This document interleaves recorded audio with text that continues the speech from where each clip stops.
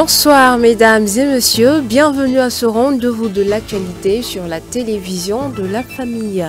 Au sommaire de cette session d'information, conférence de presse organisée par le Fonds d'appui à la presse privée. Au menu des différentes innovations mises en place par la structure. C'était là le sommaire. Une fois de plus, bonsoir. Le Fonds d'appui à la presse privée a convoqué ce matin une conférence de presse pour donner les détails concernant la subvention de l'État pour les entreprises de presse privée. Le directeur de cette presse, de cette structure plutôt de subvention, a annoncé des innovations majeures entrant dans le cadre de la prochaine subvention. Les détails avec Fasnewende Wetraogo, Habibalay Bourema. Renforcer un peu la gestion du fonds alloué à la presse privée. Afin d'assurer aux entreprises de presse privée des conditions favorables à leur mission de service public, l'État burkinabé octroie chaque année, à travers le FAPP, le Fonds d'appui à la presse privée, une subvention de 400 millions de francs CFA à l'ensemble de la presse privée. Ce matin, pour donner aux professionnels de médias privés et l'ensemble du peuple burkinabé des informations concernant cette subvention, le FAPP a organisé une conférence de presse et aussi pour faire cas des innovations sur la gestion de cette subvention. En ce qui concerne les innovations majeures de l'arrêté conjoint que je viens de citer du 9 octobre 2023, portant gestion, administration, répartition et justification de la subvention annuelle de l'État à la presse privée, par rapport à celui du 5 mars 2021, les innovations sont les suivantes. Au niveau des membres statutaires de la commission indépendante de répartition, donc chaque année il existe une commission indépendante de répartition de la presse privée, commission dans laquelle les organisations de presse sont les plus nombreuses. Donc dans cette commission, un nouvel membre fait son arrivée. Il s'agit de l'organe d'autorégulation des médias, confère article 6. Le nombre total donc des membres statutaires passe de 11 à 12.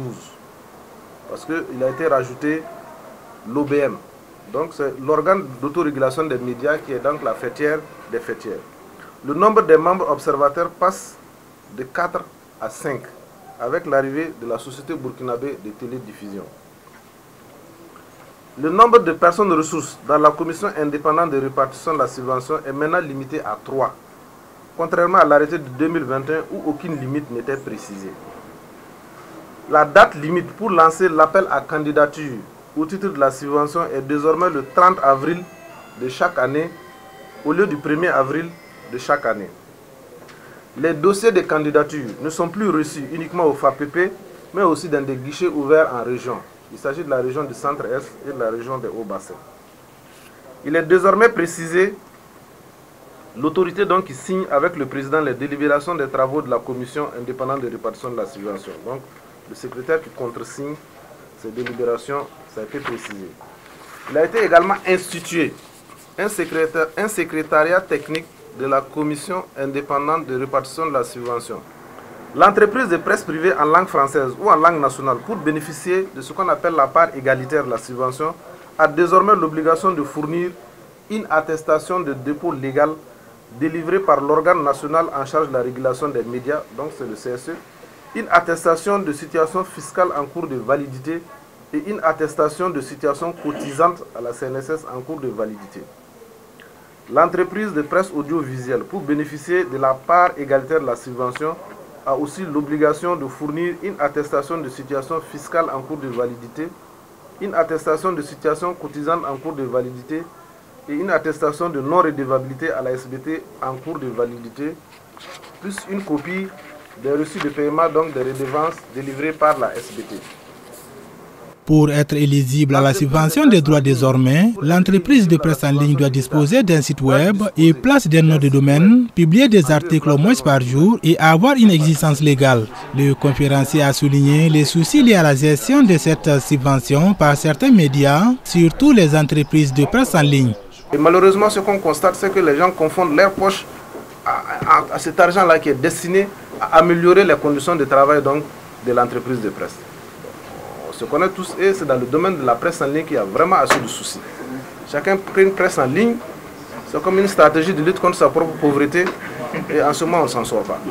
il faut de l'argent du contribuable. Étant donné que nous sommes dans un contexte aujourd'hui sécuritaire difficile, étant donné que tous les efforts sont déployés vers l'effort de paix, il n'est pas question qu'on prenne de l'argent du contribuable donc pour le remettre à des plaisantins. Il faut qu'on essaie vraiment de mettre de l'ordre. En ce qui concerne le volet crédit du FAPP, il a été décidé d'ouvrir de façon permanente les appels à projets. Les dossiers de crédit des entreprises de presse privée sont désormais recevables tous les jours ouvrables au siège du FAPP et dans des guichets ouverts auprès des directions régionales de la communication.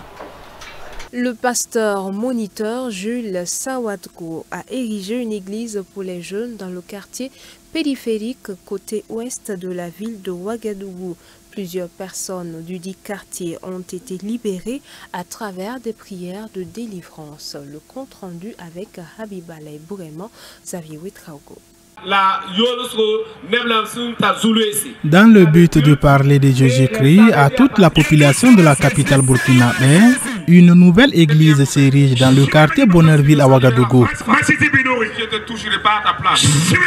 Pour remplir cette église des membres, des enseignements et des prières de délivrance ont été faits pendant plusieurs jours. Je rends grâce au Seigneur.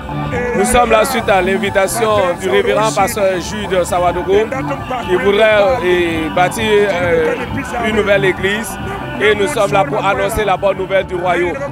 Et hier nous étions là, nous avons annoncé la bonne nouvelle du royaume et nous avons prié pour les malades, nous avons prié pour ceux qui sont oppressés et ceux qui sont tourmentés par les esprits impurs. Et ce soir encore nous sommes là pour dire aux gens que c'est Jésus qui demeure le chemin, la vérité et la vie. Et c'est lui le sauveur. Et après avoir annoncé la bonne nouvelle du royaume, nous allons encore prier pour les différents sujets et pour les malades et pour des prières de délivrance. Hier nous avons vu que la population est sortie, les habitants du quartier étaient là.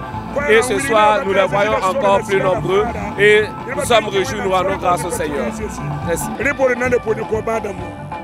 Plusieurs personnes qui ont pris part à ces prières de délivrance se sont vues débarrasser des esprits malins qui les suivaient. Le pasteur initiateur de cette campagne d'évangélisation s'est dit satisfait de la mobilisation de la population du Bonheurville. Je suis très content de la mobilisation. Hier, c'était un début et c'était un peu difficile pour nous, on n'était pas très bien. Mais aujourd'hui, on voit que la mobilisation est beaucoup plus encore. Donc c'est une joie pour moi. Le pasteur a remercié le prophète Emmanuel Sawadgo pour l'accompagnement. Il a aussi précisé que sur ce terrain, la vision est d'ouvrir une église pour les jeunes. Qui n'est pas encore arrivé.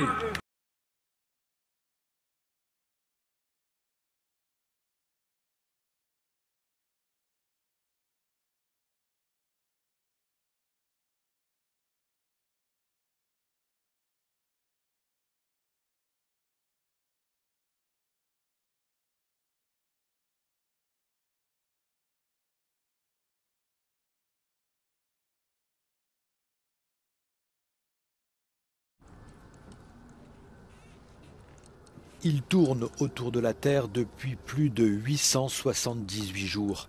Le cosmonaute russe Oleg Kononenko a battu dimanche le record mondial du temps passé dans l'espace. Un véritable exploit technique, mais surtout humain.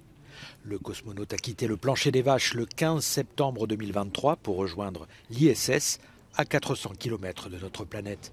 C'est la 5e mission de ce type pour ce Russe de 59 ans. Et en Australie, des recherches lancées sur la santé cardiaque des afro-descendants. Le docteur Choukoudiboubé Adjaro, cardiologue, souligne l'urgence de poursuivre la recherche sur les taux élevés de maladies cardiaques au sein de la communauté afro-australienne. À Adélaïde en Australie, le docteur Adjairo souligne l'urgence de poursuivre la recherche sur les maladies cardiaques au sein de la communauté afro-australienne. Des témoignages mettent en lumière les défis auxquels est confrontée cette communauté.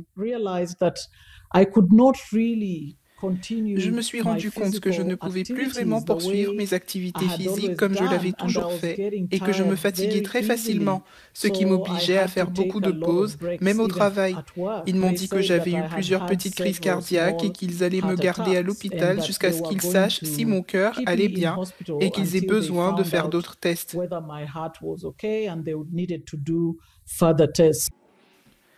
Observant ces tendances préoccupantes, le Dr Ajaero a lancé l'initiative pour la santé cardiaque des Afro-Australiens, qui vise à sensibiliser la communauté par le biais d'événements et de conférences éducatives, la première du genre dans le pays.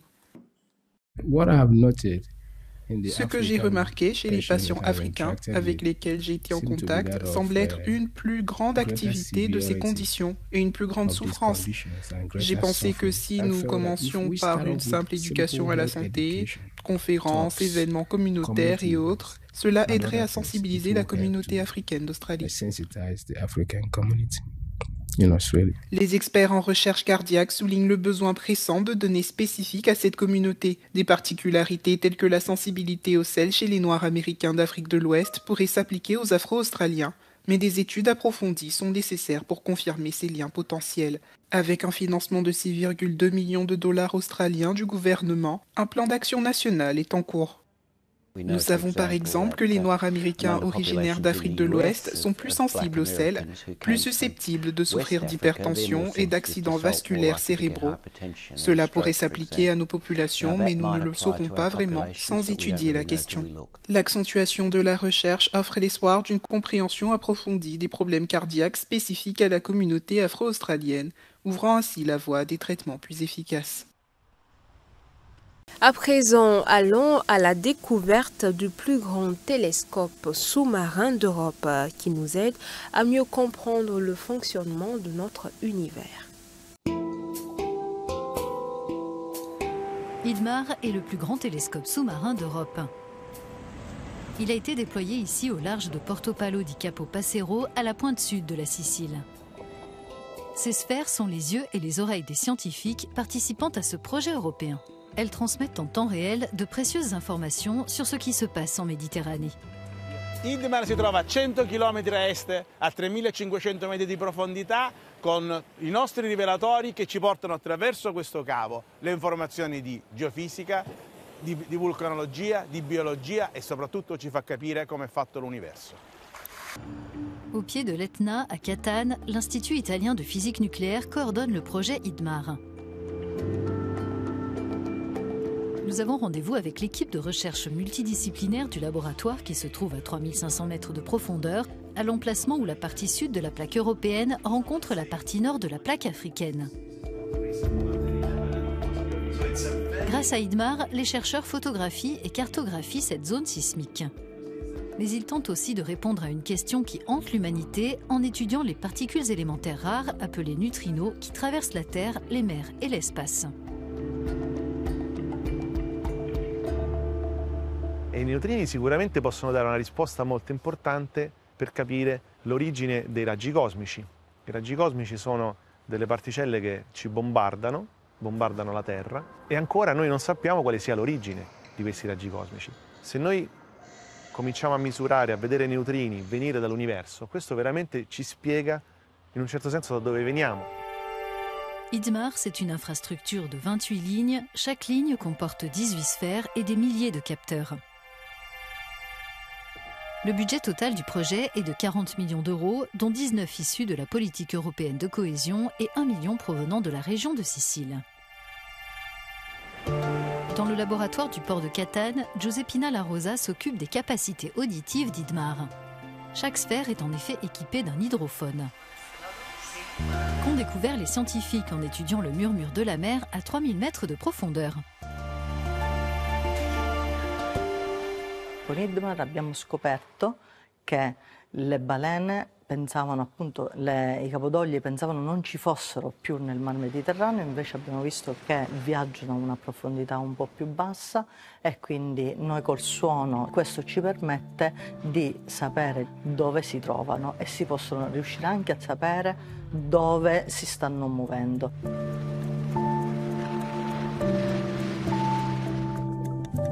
Et voilà, mesdames et messieurs, qui referme ce journal. Merci de votre constante fidélité. Excellente suite de programme sur la télévision de la famille.